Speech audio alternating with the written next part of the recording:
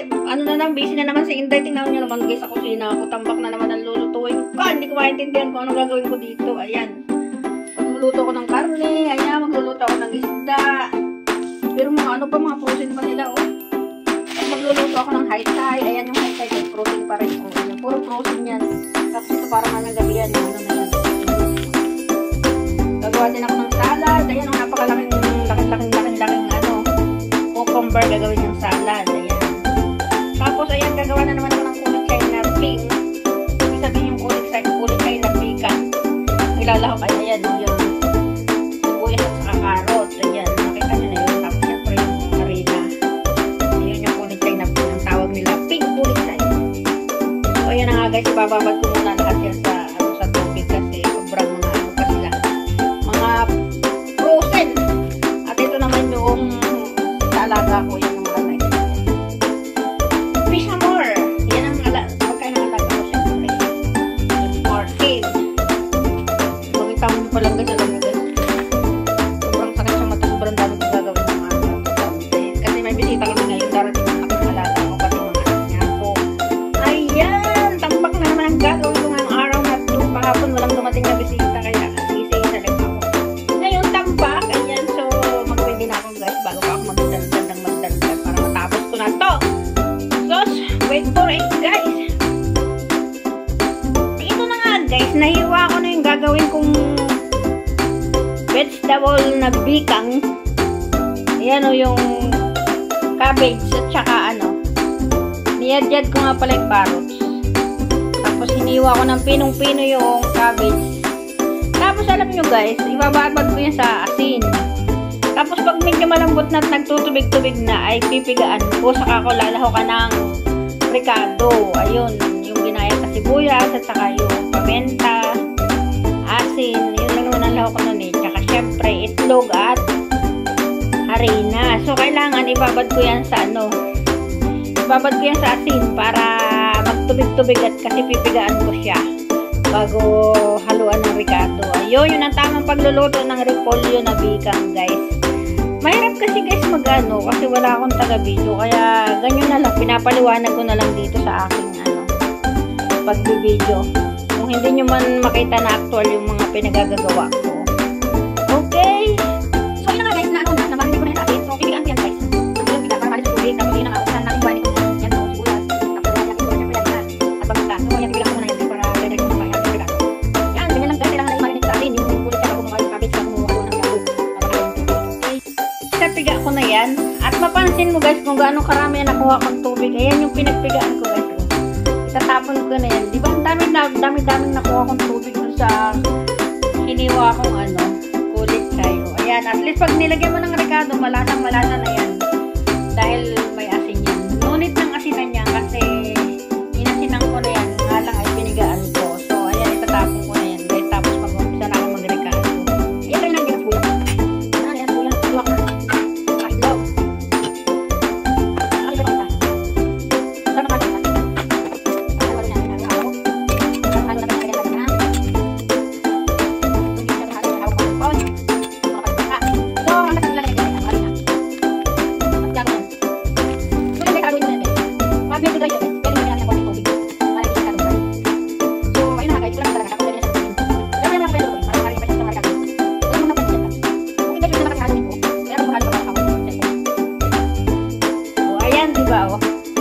Ready to cook na yan guys. Alam nyo guys, sekreto ko dyan. Hindi nyo naman nakita eh. Nilamas-lamas ko yan ng kamay ko guys. Pero malinis yung kamay ko ah. Para halong-halo, nilamas-lamas ko talaga ng kamay ko yan. Kala nyo, kutsara lang ah. So at least, masang-masa na talaga siya guys.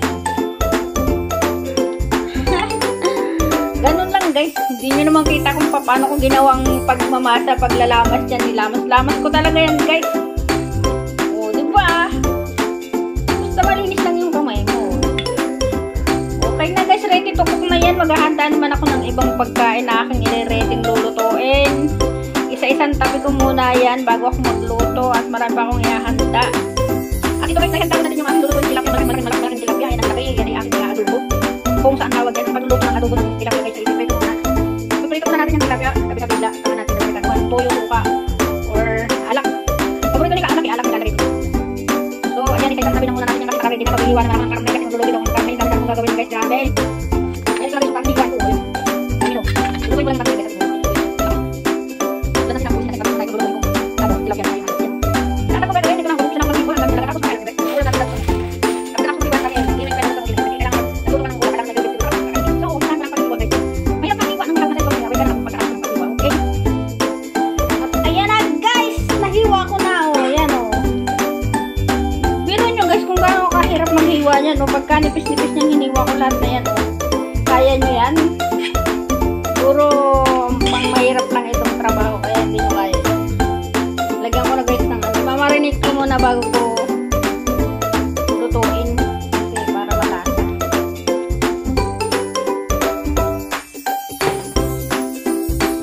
Tapos lagyan natin ng konting sibuyas. Hindi ko nahiwa ng maliit. Dapat maliit ang hiwa.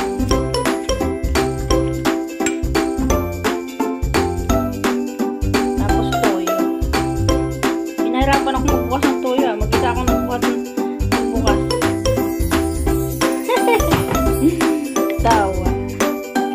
Ayan guys, imamarinate ko lang sandali yan para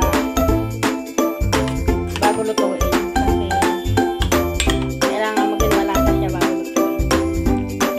Parang ano lang ba yan? Basta ang tawag nila dyan yan, tong sauro. So, parang ano lang sa atin sa Pilipinas ay stick lang yan. Diba? Kasi may sibuyas o stick lang talagang tawag dyan. So, ayan na nga guys. Ilan na yung na-ready ko. Ilan na yan, na-ready ko. Ayan, marami pa akong i-ready. So, wait lang guys at marami pa akong i-ready. Ito na mga kitas na na-ready ko yung high-high. High-high, kung saan guys yung high-high?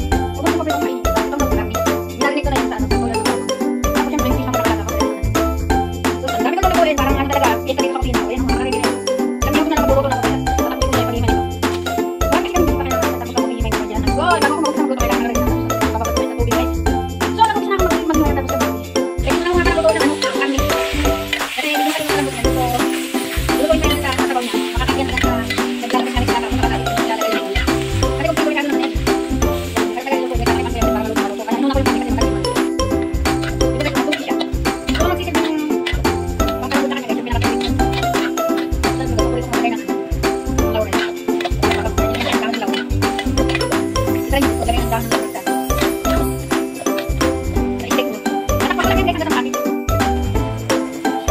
guys, luto na siya. Pero tinubigan ko siya para may sabaw-sabaw. So, ayan. Lulutuin ko pa siya sa mahinang apoy. Pero ilalagay ko na guys yung sibuyas para maging malasa na siya.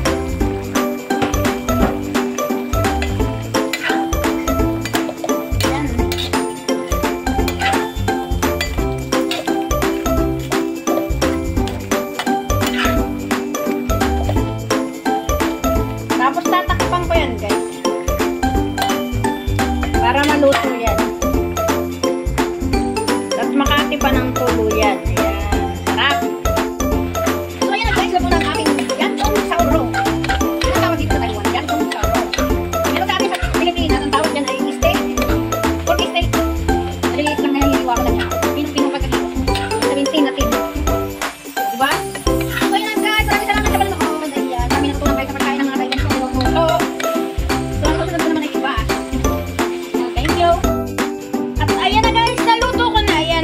Lang malitang naluto ko guys.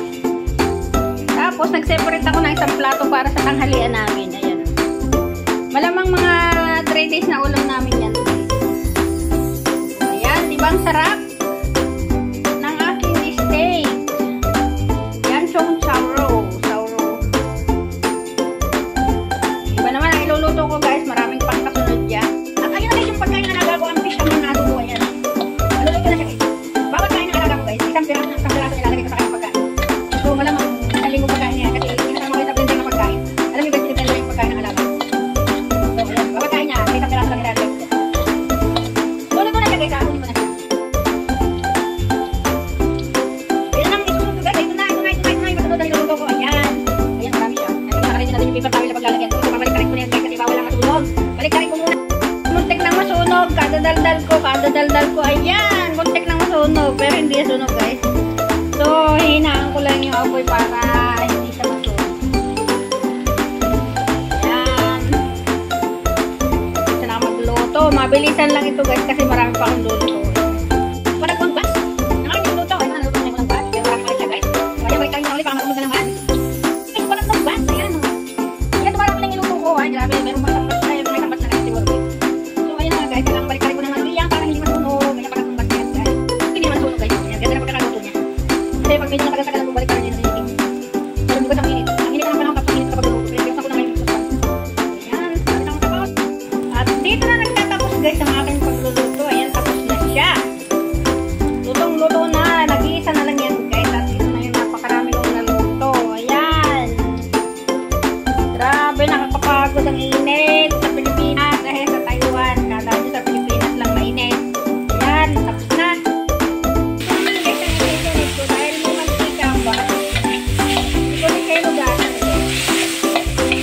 Lulutuin ko high-tie. Ang lang nga pala guys ang high-tie ay ano. Paminta at suka lang. Paminta, suka, at saka asin, syempre. Nilalagyan ko na yun ang tail. So, ayan. Nagigagin na guys. Ilagay na natin ang high-tie.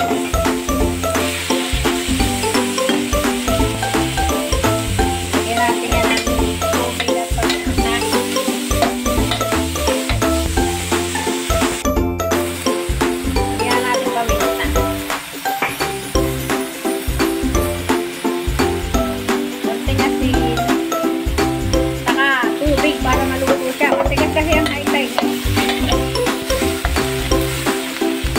Saka siyempre suka.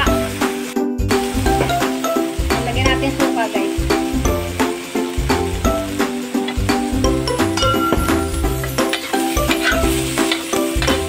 Ganyan lang guys ang pagluluto ng high-tie. So, pag gusto nyo medyo masarap ng konti, lagyan mo na lang ng isang kutsarita na asukal para pampalasa. So, tatakipan ko yan guys hanggang sa makati yung sabaw kasi nga medyo matigas yung high-tie. Okay. So, ayan guys, luto na ang aking high-tie. Diba? Ang sarap ng high-tie.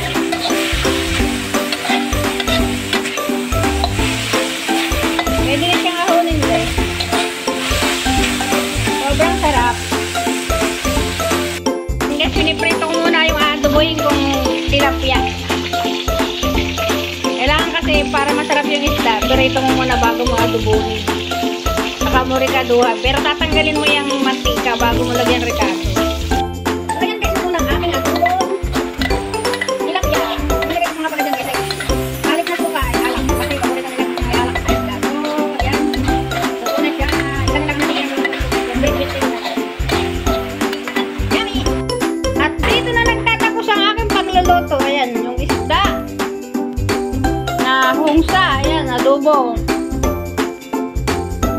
Yan, songtang chauro na karne. Tapos itim na talmos kamote. High-tie. Tapos yung bikang na kulichay, cabbage.